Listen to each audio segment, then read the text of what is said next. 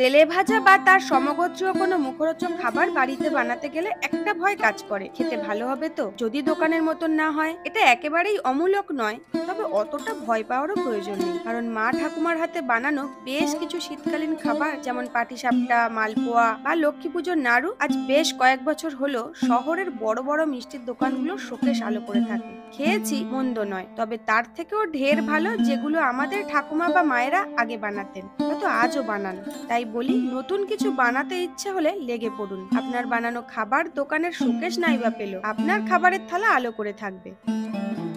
মাঝারি মাপের একটা ফুলকপির থেকে 4টে কোয়া গ্রেট করে নিয়েছি, আর 2টো আলুর খোসা ছাড়িয়ে গ্রেট করে জলে দিয়েছি। কিছুটা চীনাবাদাম শুকনো কড়ায় ভেজে নিয়েছি। এগুলো ঠান্ডা হয়ে গেলে হাত দিয়ে ঘষে খোসা ছাড়িয়ে ভেঙে নেব। কড়ায় 2 চামচ পরিমাণে সাদা তেল দিয়ে তাতে গোটা জিরে ফোড়ন দিয়ে কোচানো পেঁয়াজ আর কোচানো রসুন হালকা করে ভেজে নিয়েছি। পেঁয়াজ রসুন হালকা ভাজা হয়ে গেলে তার মধ্যে গ্রেট করা ফুলকপি আর আলু দিয়ে একবার নেড়ে নেব।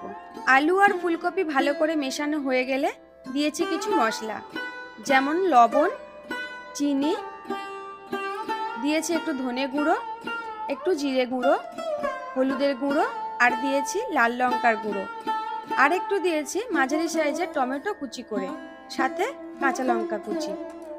এবারে সবকিছু ভালো করে মিশিয়ে 8 থেকে 10 মিনিট রান্না করে নেব। কম আঁচে কোনো রকম জল ছাড়াই আলু আর ফুলকপি দিব্যি সেদ্ধ হয়ে যাবে।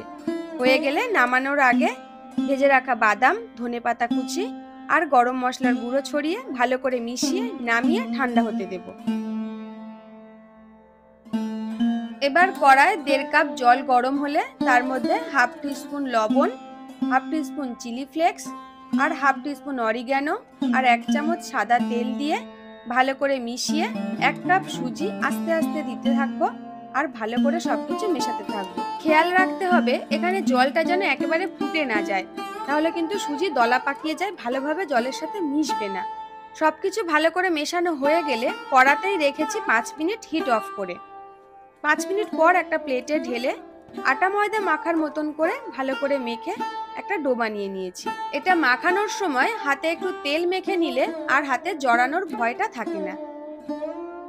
মাখানো হয়ে গেলে সেই মাখা থেকে একটু বড় সাইজের লেচি কেটে ঠিক পুরপিঠে করার মতন করে বাটি করে তার মধ্যে আলু ফুলকপির পুর ভরে চারিদিক থেকে ভালো করে মুড়ে নিয়েছি। এই মোড়ার সময় একটু সাবধানে যাতে ফেটে না যায়।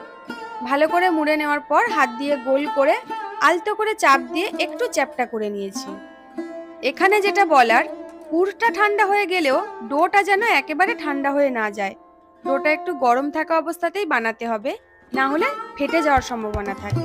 এই একই রকম ভাবে সবগুলো বানিয়ে নেওয়ার পর একটু বেশি পরিমাণ তেলে সবগুলোকে ভাজতে দিয়েছি। এটা কিন্তু লো মিডিয়াম হিটে ভাজতে হবে, বেশি হাই ফ্লেম দিয়ে দিলে বাইরেটা লাল হয়ে যাবে কিন্তু ভেতরটা ভালোভাবে ভাজা হবে না।